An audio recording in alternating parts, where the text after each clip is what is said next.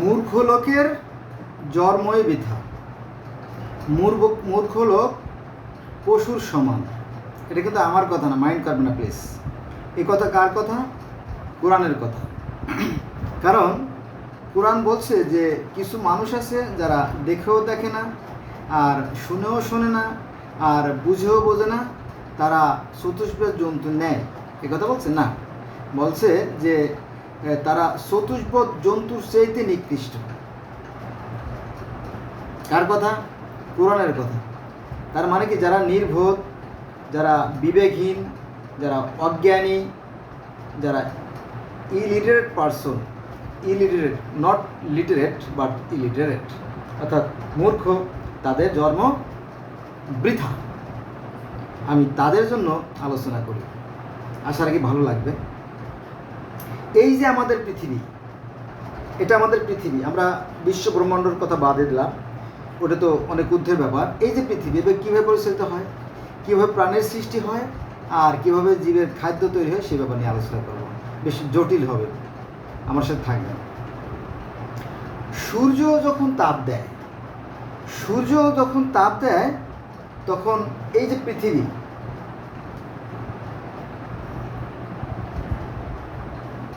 গোটা পৃথিবীতে যত গাছ আছে, ছোট থেকে বৃহৎ, সব গাছে খাদ্য তৈরি করে। এটা আবার কীভাবে খাদ্য তৈরি করে?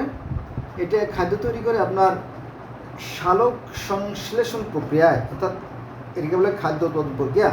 এটা কীভাবে সংগঠিত হয়? গাছ সূর্যের যে তাপটা পায়, সূর্যের তাপ আর বাতাস থেকে কার্বন ডাইঅক্সাইড, আর গাছের তো শিকড় আছে, পানি তো আছে, তাই না? এই যে পানি তো আল্লাহ পাক আগে থেকে করে রাখছে, এই পানি। তো এই তিনটের সমন্বয়ে গাছ কী করে? খাদ্য তৈরি করে। শুধু গাছেই খাদ্য তৈরি হয় না, এই যে পানি, এই যে পানির যে বৃহৎ অংশ, সাগর, মহাসাগর, সেখানে যে সমস্ত জীব আছে, তারাও আপনার অ্যামিবা, প্লাসকটন, শ্যাওলা, গুল্ম, এগুলো কিন্তু এই পানিতে আসে, সাগরে আসে, আর এগুলো কিন্তু মাছে খায়। আবার নদী, নালা, খাল, বিল, হাওড় বাওড়, জলাশয় যে সমস্ত মাছ আছে, তারাও শ্যাওলা খায়।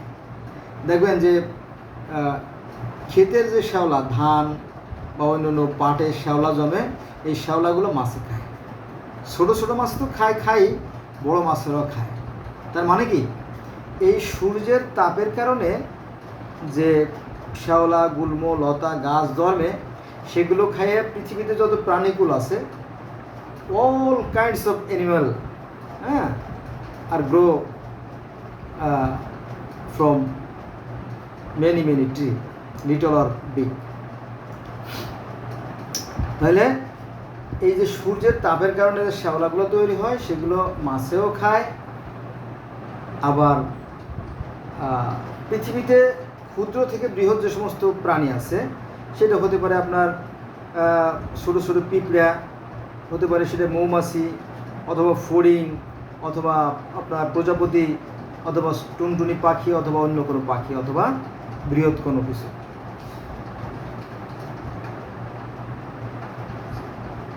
আপনার পোকামাকড়ে ঘাস খায়, জানেন তো? পোকায় কিন্তু ঘাস খায়, গাছের পাতা খায়, দেখছেন না? ওই যে আপনার বিচ্ছু আছে, অনেক রকম বিচ্ছু আছে, বিছা, তারা মশাও গাছের পাতার রস খায়। তো এরা এভাবে বেঁচে থাকে। আর অতিকায় যে হাতি আছে, অতিকায় হাতিও গাছের পাতা খায়, জানেন তো? বিভিন্ন ধরনের ঘাস খায়। তারপরে গন্ডারে ঘাস খায়, ঘোড়ায় ঘাস খায়, গরুতে ঘাস খায়, তাই না? এরপরে আপনার উটে ঘাস খায়, জেব্রায় খায়, জিরাফে খায়, ঘাস খায় না? ঘাস খায়। তো এই ঘাসগুলো তৈরি হয় কীভাবে? সূর্যের তাপের ফলে। হ্যাঁ, সূর্যের তাপের ফলে ঘাস খায়। এটা কিন্তু মানে খুব সিরিয়াস সাবজেক্ট, খুবই মারাত্মক বিষয়, খুবই গুরুত্বপূর্ণ। সাধারণ মানুষ এটা জানে না। বুঝা গেছে বিষয়টা? তাহলে সূর্যের কারণে শুধু গাছে, পানিতে, ডাঙায় যত প্রাণী আছে, তারা খাদ্য পায়। এমনকি আমরা মানুষেরাও আপনার যেমন ডাঁটা, পুঁই শাক, তারপরে আপনার সেচি শাক, পালং শাক, সিম, বটবটি, লাউ, কুমড়ো, বেগুন, মূলা, চাল, ডাল, আটা, সুজি যাই পাই এগুলো এই প্রকৃতি থেকেই পাই। এটা 100% বা শতভাগ সঠিক।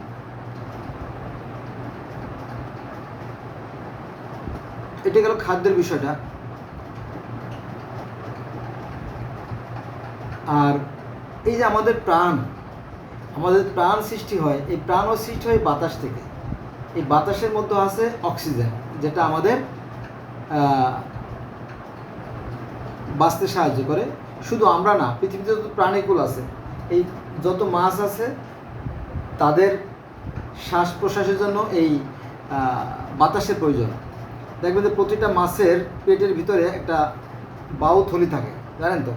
প্রত্যেকটা মাছের ভিতরে একটা বায়ু থলি থাকে। আর ছোটো ছোটো মাছরা তো পানির অল্প গভীরে থাকে, ওরা ফুট দেয়, ফুট দিয়ে দিয়ে অক্সিজেন নেয়, মানে বাতাস নেয়। ঠিক আছে? তাহলে আমরা প্রত্যক্ষভাবে এবং পরোক্ষভাবে সূর্যের উপর নির্ভরশীল। খাদ্য আসে সূর্য থেকে। আমাদের যে প্রাণ বাহুরূপ আত্মা, যেটা আত্মা তো দুটো, একটা আছে জীবাত্মা, একটা পরমাত্মা। তো এই আত্মাও সেই বাতাস থেকেই আসে। আবার যখন আপনার কোনো একটা বীজ যখন অঙ্কুরোদ্গম ঘটে, অর্থাৎ যখন চারা গজায়, সেটাও এই সূর্যের তাপের কারণে হয়। কারণ সূর্যের তাপ না পেলে কোনো গাছই অঙ্কুরোদ্গম ঘটবে না, গাছ তৈরি হবে না, বেঁচে থাকবে না। আপনারা জানেন যে আর্দ্রতার প্রয়োজন হয়। আমাদের বাংলাদেশে চৈত্র মাসে তো পুরো মাঠ আর মাঠ, শুধু খাখা ধুধু প্রান্তর থাকে, কোনো ফসল নাই, কোনো বৃষ্টি নাই, তাই না? ওই যে বৃষ্টি না হলে নামাজও পড়ে, তাই না? নামাজ পড়ার পরে বৃষ্টি নামলো, তাই না? বৃষ্টি নামার পরে তারপরে জমি চাষাবাদ করে, ফসল বোনে। আবার অনেক সময় দেখা যাচ্ছে যে বোনানো ফসল অনেক শুকায় মারা যায়, এমনও ঘটে। সেক্ষেত্রেও নামাজ পড়ে মাঠে মানুষ, আর কোনো বিকল্প নাই। যাই হোক, এটা হলো বিশ্বাস থেকে যে একজন সৃষ্টিকর্তা আছে। তবে আমাদের সে সৃষ্টিকর্তা বেশি ব্যস্ত, কখন বৃষ্টি লাগবে না লাগবে না তিনি আরও ভালো বেশি বোঝেন। তো সেক্ষেত্রে চৈত্র বৈশাখ মাসে আমরা মাঠে আমন ধান বুনি। তো সেক্ষেত্রে যখন বৃষ্টি নামলে জমি চাষ হয়, চাষ হলে পরে ফসল বোনানো হয়। তারপরে চৈত্র বৈশাখ জ্যৈষ্ঠ বৃষ্টি নামা শুরু, আষাঢ় মাসে তো, তাই না? এখন এই যে এখন আষাঢ় মাস, আজকে হচ্ছে কত? আজকে হচ্ছে 4 তারিখ, 4/7/2025 সাল, শুক্রবার।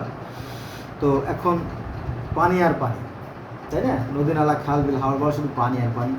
এই পানির মধ্যেও আবার রহস্য আছে। এই পানি এখন দেখবেন যে নদী নালা, খাল বিল, হাওড় বাওড়, জলাশয়, ডুবা, পুকুর, মানে যত রকমের জলাশয় আছে সমস্ত জায়গা মাছে পরিপূর্ণ, কানায় কানায় মাছে পরিপূর্ণ, তাই না? অসংখ্য ডিম দিচ্ছে, বাচ্চা দিচ্ছে মাছে, তাই না? এরপরে আবার এই মাছগুলো আবার কার্তিক অঘ্রাণ মাসে ধরা পড়বে, যখন বর্ষার পানি নেমে যাবে। আর যেহেতু এখন বর্ষা হচ্ছে, বৃষ্টি নামছে, সামনে প্রচুর পরিমাণে খাদ্য পাওয়া যাবে, তাই না?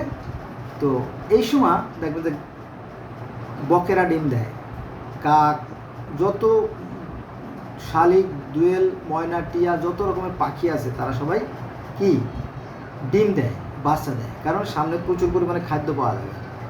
যারা মাছ ভোগী যারা মাছ ভোগ করে তারা মাছ পাবে, আবার ফসল হবে। বৃষ্টির কারণে তো ফসল হয়, বৃষ্টির কারণে তো ফসল নাই, এগুলো হবে। তো সব কিছুর মূলে এই শক্তি, এই সূর্য হচ্ছে একটা শক্তি। এই সূর্যের কারণে আপনার সব কিছু সৃষ্টি হয়, আবার ধ্বংস হয়। দেখেন যে সৃষ্টিকর্তা কিন্তু এই যে পৃথিবীতে যে আমরা 900 কোটি মানুষ আছি, সবার সাথে কিন্তু সমান ভাবাপন্ন, সমানভাবে তিনি কি দিচ্ছেন? আলো, বাতাস, খাদ্য সব সমানভাবে দিচ্ছেন, তাই না? আবার এই প্রকৃতি অর্থাৎ এই পৃথিবীকে যিনি পরিচালনা করতেছেন তিনি কিন্তু সমানভাবে করতেছেন। যে হিন্দুর বাড়িতে বৃষ্টি নামলো, মুসলমানের বাড়িতে বৃষ্টি নামলো না, বা মুসলমানের বাড়িতে বৃষ্টি নামলো হিন্দুর বাড়িতে নামলো, তেমন না কিন্তু। একটু ছোটো করে বলি, যাতে বোঝাই বলি, যে দেখবেন যে একজন পিতা যদি 10টা সন্তান থাকে, তাহলে সে কিন্তু সবাই সমানভাবে কিন্তু তাকে দেখে, তাই না, সমানভাবে ভালোবাসে। কিন্তু ছেলেরা মারামারি করে, ছেলেরা সম্পদ নিয়ে বাড়াবাড়ি করে। কেউ চায় একই জমি অনেকে চায়, তাই না। রাস্তার সাইডে একটা জমি, তো রাস্তার সাইডে একটা জমি, তো এই জমিটা সবাই চায়।